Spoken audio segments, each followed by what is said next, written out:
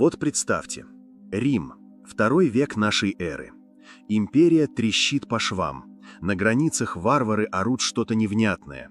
Внутри чума косит народ, а сенаторы только и делают, что интригуют и жрут павлинов на золотых блюдах. И на фоне этого безумия один чудак в потертой тоге, который вместо того, чтобы устраивать оргии и казнить неугодных, пишет в личном дневнике: «Будь добр, да, даже к этим идиотам». Это, Марк Аврелий, единственный император, который мог бы запросто снять виллу на Капри, закатить пир на 1000 персон и забабахать себе золотую статую, но предпочел спать на голых досках и жевать репу с солдатами в походе. Потому что стоицизм, детка. Он унаследовал трон в 40 лет, не потому что перерезал всех конкурентов, а потому что предыдущий император, Антонин Пий, посмотрел на него и сказал: «Да, этот не похерит империю». И знаете что? Не похерил. Пока Нерон орал на сцене, а Калигула назначал консулом своего коня, Марк Аврелий разбирал судебные иски, лично проверял бюджеты и запрещал гладиаторские бойни. Не из слабости, а потому что считал: если ты император, то должен работать, а не развлекаться, как последний дегенерат. И вот что бесит больше всего. Он мог бы быть святым засранцем, который читает мораль, но сам живет в роскоши, а нет. Современники вспоминали, что его тога была грубее, чем у простого легионера, а обед проще, чем у раба. Один раз сенаторы попытались подсунуть ему золотую посуду. Он посмотрел на них, как на дебилов, и сказал: «Мне и глиняная миска сойдет». А теперь самое достойное – его дневник, послание к самому себе. Это не мемуары великого правителя, а записки уставшего мужика, который пытается не слететь с катушек. Там нет ни хвастовства, ни пафоса, только честные мысли. О власти. Ты император? Ну и что? Ты все равно скоро сдохнешь, так что не задирай нос. О раздражении. Если кто-то ведет себя как конченый кретин, ну и хрен с ним. Это его проблема, не твоя. О страхе смерти. Боишься умереть? Не смерти должен бояться человек. Он должен бояться никогда не начать жить. Расслабься. И знаете, что самое смешное? Этот текст, написанный 2000 лет назад, сейчас актуален как никогда. Потому что Марк Аврелий – это античный психотерапевт для всех, кто устал от этого безумного мира. Ты переживаешь из-за будущего? Он бы сказал: «Ты вообще уверен, что оно наступит? Живи сегодня, дебил!» Ты злишься на начальника? Он бы пожал плечами. «Ну и что? Он же не может контролировать твои мысли. Иди чай пей». Ты зависаешь в соцсетях? Он бы хмыкнул. «Ты лучше книгу почитай, а не смотри, как другие деградируют». Так что если вам кажется, что жизнь – это дерьмо, а мир сошел с ума, вспомните этого стоика-императора в потертой тоге. Он правил величайшей империей в истории, но не зазнался, не забежал не пойми куда от страха и не превратился в морального урода. А теперь идите и попробуйте прожить хотя бы день, как он. Без нытья, без истерик, без тупого потребления. Просто делайте то, что должны. А если не выйдет, ну, хотя бы попробуйте. По-любому выйдет, стоит только захотеть. Так вот, сегодня будем разбирать главный принцип стоиков. Этот ваш контроль против принятия. И первое, что вам нужно запомнить: если Эпиктет, бывший раб, смог сформулировать философию для императоров, то и вы, дорогие мои, сможете хотя бы попытаться не вести себя как последние тряпки. Вот смотрите, вся философия стоиков держится на одном вопросе: что в моей власти? И если вы думаете, что это какая-то хрень про позитивное мышление, то вы, простите, многого недопонимаете. Это боевая система для выживания в мире, где 90% происходящего – полный трындец, и вы на это повлиять не можете. Возьмем нашего любимого Марка Аврелия. Представьте ситуацию. Вы император Рима, вокруг бегают германские племена, внутри чума выкашивает города, сенаторы строчат доносы, а вы, вместо того, чтобы сойти с ума и начать казнить всех подряд, берете блокнот и пишете: «Если проблема решаема, не переживай. Если не решаема, тем более не переживай». Гениально? Нет, просто вы поймете все, в отличие от 99% населения. Вот вам конкретный пример из жизни императора-стоика. Когда его армия проигрывала сражение, а это случалось не раз, он не орал «все пропало», а спрашивал себя: «Что я могу сделать прямо сейчас?» Не можешь изменить исход битвы, можешь хотя бы не дергаться и сохранить боевой порядок.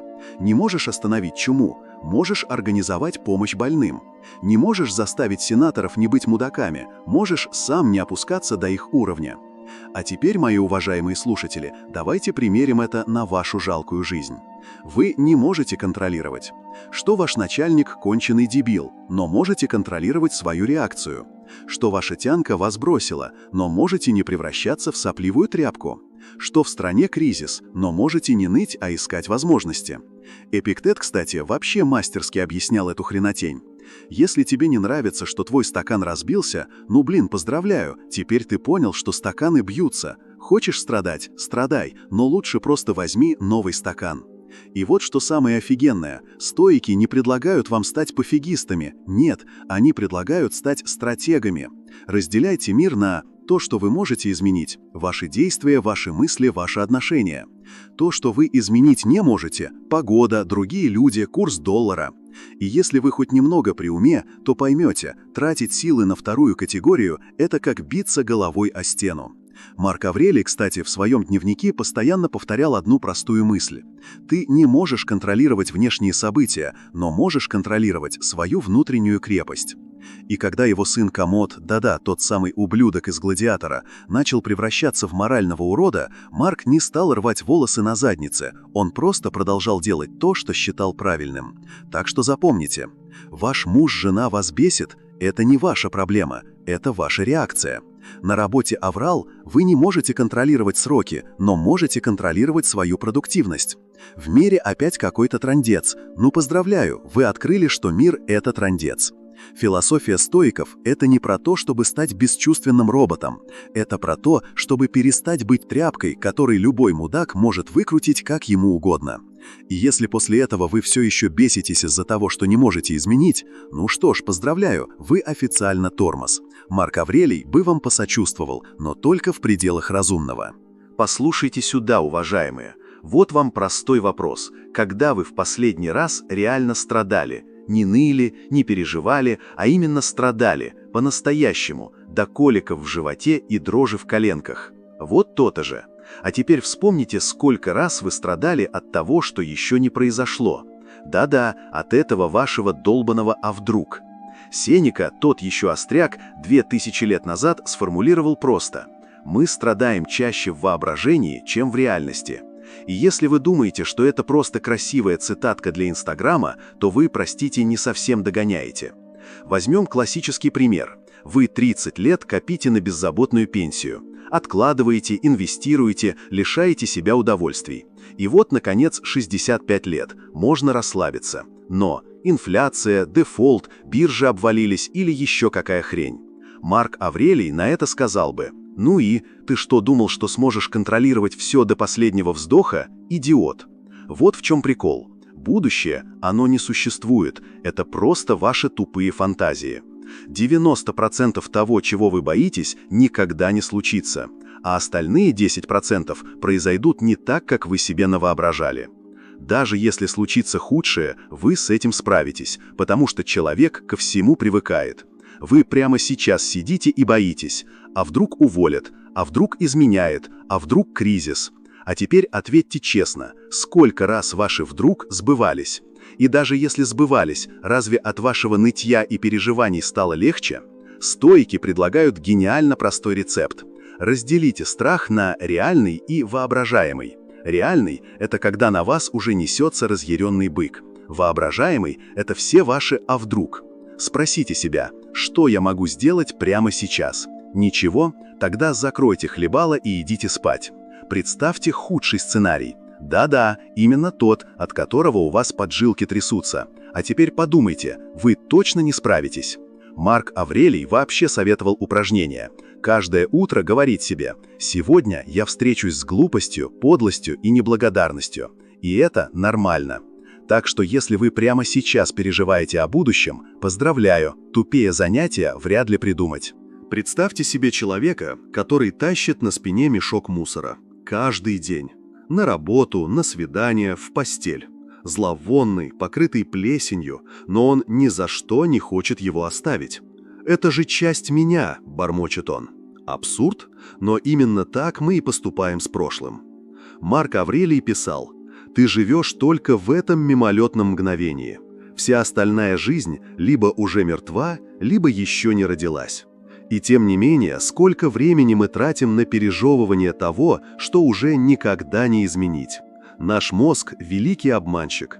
Он заставляет нас думать, что, постоянно прокручивая прошлые события, мы как-то их контролируем. Разве не замечали? После неприятного разговора мы по 100 раз проигрываем его в голове, подбирая новые аргументы, остроумные ответы. Но факт остается фактом. Сказанное уже не изменить. Это все равно, что спорить с собственной тенью. Один мой знакомый, назовем его Сергей, 10 лет не мог оправиться после увольнения. «Если бы я тогда поступил иначе», – твердил он. Но вот в чем парадокс. Даже если бы он действительно поступил иначе, нет никаких гарантий, что результат был бы лучше. Прошлое – это не книга, где можно переписать главу. Это татуировка. Ее можно либо принять, либо мучительно сводить, но она уже часть вас. Марк Аврелий предлагал гениально простую технику. Не называть события катастрофами или несправедливостью, а спросить себя: нарушает ли это законы природы? Нет, ибо все в природе закономерно. Мешает ли это мне быть добродетельным? Если мешает, проблема в вас, а не в событии. Можно ли извлечь из этого урок? Возьмем классическую ситуацию – болезненный разрыв отношений. Обычная реакция – «как я мог быть таким слепым? Это конец, я больше никому не доверю». А теперь применим стоический подход. Это нарушает законы природы? Нет, отношения начинаются и заканчиваются, это естественно. Мешает ли мне быть добродетельным? Только если я сам позволю. Урок? Возможно, я стал мудрее, научился лучше понимать людей. Вот вам практикум. 3 шага к освобождению. Первое. Тест каменного гостя. Представьте, что к вам явился знакомый, переживающий точно такую же ситуацию. Что бы вы ему посоветовали? Теперь следуйте своему же совету. Второе. Дневник благодарности прошлому. Каждое утро записывайте одну вещь, за которую можете поблагодарить свои неудачи. Потеряли работу? Спасибо. Это подтолкнуло к новым возможностям. Предали? Спасибо. Теперь вы лучше разбираетесь в людях. Третье. Ритуал сожжения. Напишите на бумаге все, что гложет, и сожгите. Не метафорически, буквально. Древние стоики называли это очищением разума через огонь. Ваше прошлое не тюрьма, а библиотека. Вы не можете изменить уже написанные книги, но в вашей власти решить, какие из них перечитывать, а какие оставить пылиться на полке. Как говорил сам император, все, что с тобой происходит, сырье. Ты – ремесленник. Тебе решать, сделать из этого шедевр или мусор. Вы когда-нибудь замечали, как большинство людей живут в странной иллюзии? Они либо копаются в прошлом, словно старухи на помойке, либо тревожатся о будущем, как параноики перед концом света. А настоящее? Ах да, это просто неудобный момент между тогда и потом. Но вот в чем подвох. Настоящее – это единственное, что у вас есть на самом деле. Не верите? Давайте проведем эксперимент. Вы прямо сейчас слушаете меня, но где находится ваш ум? Если вы параллельно думаете о том, что вам нужно ответить на письмо, купить хлеб и не забыть выключить утюг, поздравляю, вы не живете. Вы спите на ходу. Если вы просто слушаете, осознавая каждое слово, вот это и есть настоящее. Марк Аврелий называл это узкой тропой реальности. Между прошлым, которое уже мертво, и будущим, которое еще не родилось, есть только тонкая полоска сейчас. И если вы не научитесь на ней стоять, вы просто провалитесь в пустоту. Давайте рассмотрим классическую ситуацию. Вы застряли в пробке. Как ведет себя обычный человек? Мысли. «Я опоздаю, начальник будет орать. Почему всегда так? За что мне это?» Эмоции. Раздражение, злость, беспомощность. Действия. Стучит по рулю, проклинает городскую администрацию, лихорадочно проверяет время. Результат – приезжает на работу уже выжатым как лимон и весь день ходит в дурном настроении. Как ведет себя стоик? Мысли.